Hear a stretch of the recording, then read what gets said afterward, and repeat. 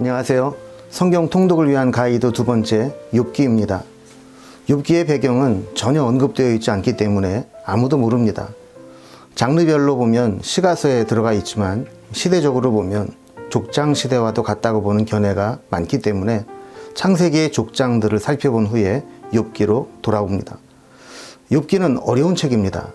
크게 두 가지 이유에서 어려운데, 첫 번째는 욥기가 다루고 있는 주제가 어렵고, 두 번째는 욥기의 형식 자체가 복잡하게 되어 있기 때문에 그렇습니다. 욥기의 주제는 인간의 고난, 특히 의인의 고난과 하나님의 주권을 다루고 있습니다. 고난의 문제는 간단하지 않습니다.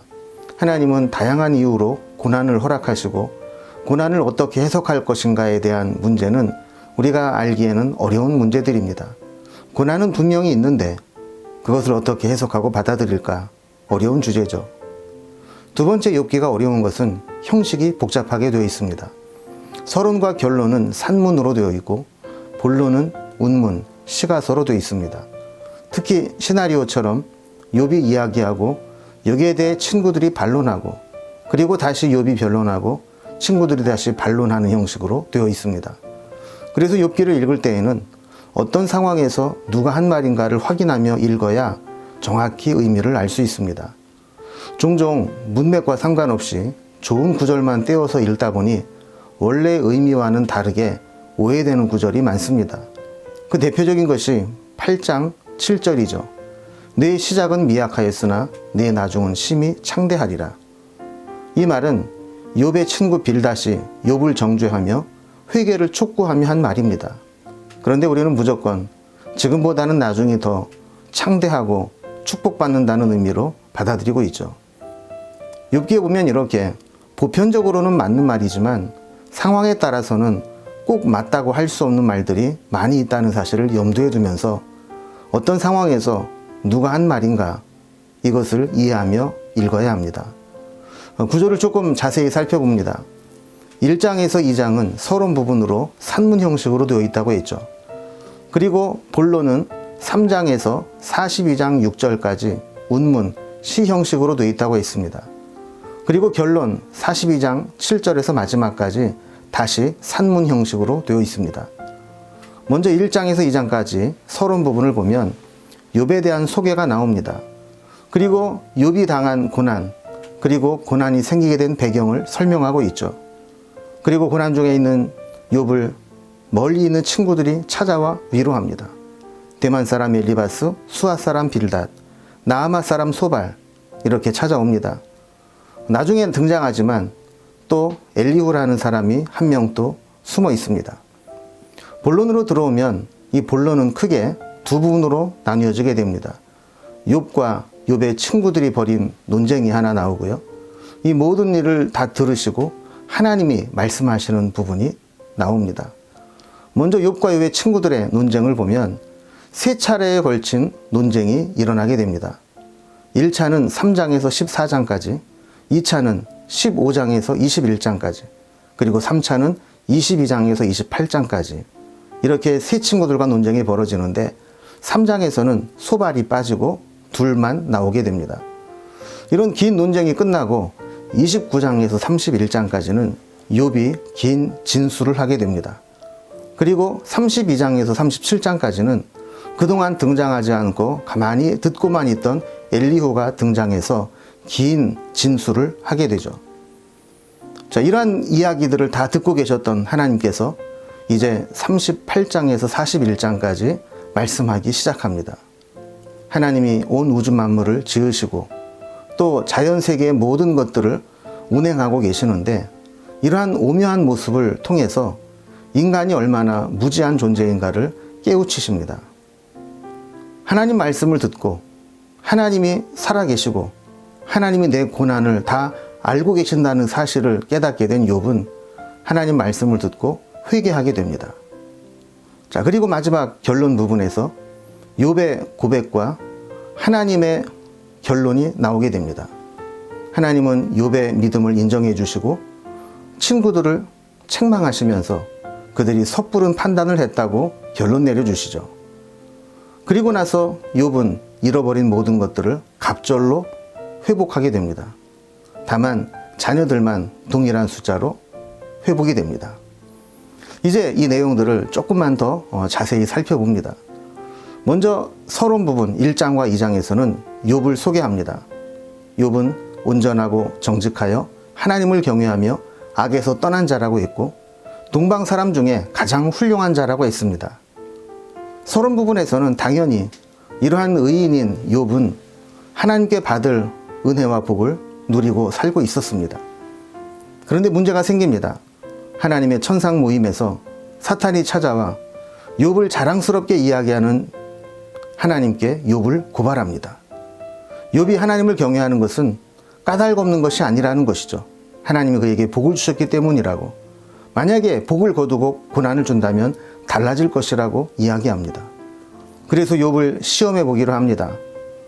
욥에게 고난이 시작되고 재산을 잃고 자녀들이 죽고 몸에 병이 들고 거기에 아내마저 믿음으로 하나님을 바라보는 욥을 비난합니다.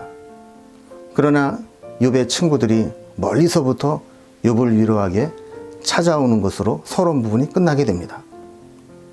이제 본론 3장에서 42장 6절까지 긴 이야기들이 나옵니다. 3장에서는 욥의 탄식이 나옵니다. 이 탄식을 들은 친구들이 논쟁을 시작합니다. 위로하고 도와주겠다고 시작한 논쟁이 3라운드에 걸쳐서 긴 논쟁으로 시작되는 것이죠. 욥의 친구들의 이야기를 종합해보면 욥의 고난을 인과응보적인 세상 관점에서 해석하고 이것이 하나님의 공의라고 이야기합니다. 이 논리는 욥이 엄청난 고난을 당하는 것은 아직 드러나지 않은 죄가 있기 때문이고 이 고난을 빨리 끝내는 방법은 이 죄를 빨리 하나님께 회개하고 하나님께 돌아오는 것이라고 계속해서 밀어붙이고 있습니다.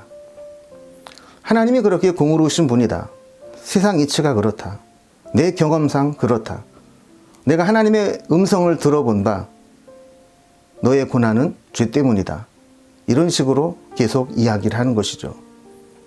욥의 친구들이 긴 이야기를 하지만 결국은 주제는 다 이 한 가지입니다. 자, 여기에 대해서 욥의 반론, 욥은 뭐라고 할까요? 나의 고난은 나의 죄의 결과가 아니다. 만약에 내 고난이 죄의 응보라면 다른 사람들은 나보다 더 큰 고난을 당해야 된다. 이런 주장으로 맞서고 있습니다. 욥의 친구들은 욥을 위로하기 위해 찾아왔지만 욥을 더 힘들게 만드는 결과를 가져옵니다. 욥의 입장을 헤아리거나 공감해 주기보다 자신의 논리와 주장으로 욥을 굴복시키려고 했기 때문입니다. 욥은 더 이상 친구들과의 논쟁과 변론이 의미 없다는 것을 깨닫고 하나님을 찾기 시작합니다. 그리고 하나님께서 자신의 고난에 대해 대답해 주실 것을 요구합니다. 이때 엘리후가 등장해서 32장부터 37장까지 긴 이야기를 합니다.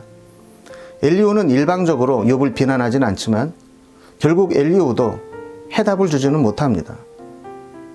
그 역시 우리의 고난은 과거의 죄 때문이 아니라 미래의 죄를 미리 경고하는 의미도 있다고 이야기를 하면서 하나님은 공의로우시고 또 고난에는 하나님의 뜻이 있기에 하나님을 비방하거나 원망하지 말라고 이야기하죠. 욥기는 이렇게 고난의 문제, 하나님의 공의의 문제, 하나님은 과연 정의로우신지, 공의로 세상을 다스리는지에 대한 신정론의 주제를 다루고 있습니다. 이 주제에 대해 욥기를 통해 주시는 교훈들은 다음과 같습니다. 첫째로, 인생은 이론대로 되는 것이 아니다라는 것입니다. 누구에게나 고난은 올 수 있습니다. 그래서 고난은 우리가 관심을 갖는 주제이기도 합니다. 그러나 막상 고난을 당할 때 그 고난의 의미를 분명히 알 수 있는 사람은 없습니다. 이 세상을 살다 보면 의인도 고난을 당한 사람이 많고 악인도 잘 사는 것처럼 보이는 사람이 많다는 것을 보게 되죠. 그래서 고난의 의미를 우리가 어떤 이론이나 법칙이나 공식처럼 단정 지을 수 없다는 것을 가르쳐 줍니다. 사실 욥기를 끝까지 읽어봐도 인간의 고난, 의인의 고난, 세상의 악에 대한 문제에 대해서 명쾌한 대답을 주지는 않습니다. 두 번째, 욥기가 우리에게 주는 교훈은 고난을 당할 때 우리의 자세는 어떠해야 하는가 하는 겁니다. 우리는 고난 속에서 하나님을 찾고 하나님의 응답을 기다리는 것이 참된 신앙인이라는 것이죠. 우리는 무엇이든 결론을 내리고 정리하고 싶어하는 마음이 있습니다. 그러나 나의 고난이든 다른 사람의 고난이든 그 원인을 쉽게 우리의 마음대로 규명하고 처방을 내리려고 하기보다는 그 고난 속에 하나님의 뜻이 무엇인가를 찾으려고 하고 하나님의 인도하심을 기다려야 된다는 것을 보여줍니다. 우리는 욥의 친구들과 같이 자기 나름대로 만들어 놓은 하나님을 믿고 있는지도 모릅니다. 그들은 하나님에 대한 왜곡된 시각을 가지고 장님 코끼리 만지는 격으로 자신들의 제한된 경험과 지식과 신학으로 하나님을 규정하려고 하고 있습니다. 고난의 신비 중에 하나는 인간의 한계를 깨닫고 하나님을 찾게 하는 것입니다. 우리 역시 고난을 통해 우리가 할 수 있는 것이 없고 우리의 능력 밖에 있다는 것을 알게 되면서 하나님의 인도하심을 찾게 되는 것이죠. 세 번째로 욥기를 통해 우리는 고난 속에서 인간 심연의 깊은 곳에 있는 내면의 모습이 드러나게 되는 것을 보게 됩니다.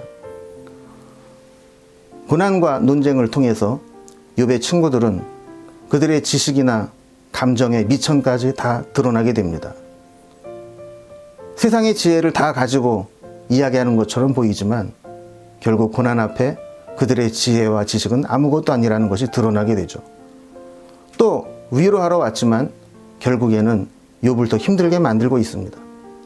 욥 역시 논쟁을 통해 감정 조절이 안 되고 결국 친구들이나 하나님 앞에 해서는 안 될 말까지 하게 되는 연약한 모습을 드러내게 됩니다. 신앙은 우리의 고난 자체를 없애주는 마법이 아니고 고난 속에서도 좌충우돌하며 한 걸음씩 하나님께 나아가는 것이라는 것을 보여주는 것이 욥기죠. 욥의 중심 사상은 아니지만 욥과 변론하는 친구들의 모습을 보면서 우리의 대화법, 위로법이 어떻게 되어야 하는가도 생각해 보게 됩니다. 욥의 친구들은 이것을 잘 몰랐기 때문에 전혀 위로가 안 되는 위로자, 전혀 도움이 안 되는 도우미의 모습으로 나타나게 됩니다. 자기의 논리로 상대방을 굴복시키려는 자세보다는 상대방의 아픔과 상황을 공감해주고 이해해주고 격려해주는 것이 필요합니다. 마지막으로 고난 중에 깨달은 욥의 통찰들을 살펴봅니다. 욥은 40장 4절에서 보소서 나는 비천하오니 무엇이라 주께 대답하리이까 손으로 내 입을 가릴 뿐이로소이다 라고 이야기합니다. 욥은 친구들과의 대화 속에서 긴 논쟁을 하고 여러 가지 이야기를 했지만 하나님의 말씀을 들은 후에는 하나님 앞에 할 말이 없다고 손으로 내 입을 가릴 뿐이라고 고백하며 하나님의 뜻을 기다리는 모습을 보게 됩니다. 그는 또한 23장 10절에서 그러나 내가 가는 길을 그가 아시나니 그가 나를 단련하신 후에는 내가 순금같이 되어 나오리라라고 고백합니다. 고난은 죄의 결과가 아니라 우리를 단련하시는 하나님의 손길이라는 고백도 하게 되는 것이죠.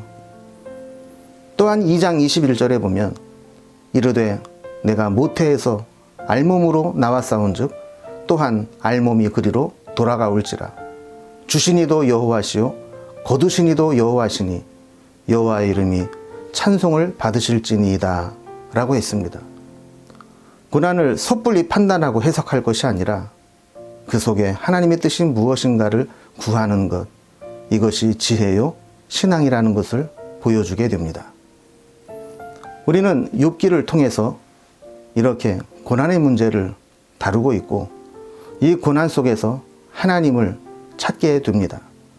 이제 성경 통독을 통해서 욥과 친구들의 긴 논쟁을 살펴보면서 그들 속에 나타나 있는 생각들을 한번 만나보시기 바랍니다. 오늘 욥기를 만나고 다음 시간에는 창세기에 이어 출애굽기로 넘어가도록 하겠습니다. 수고하셨습니다.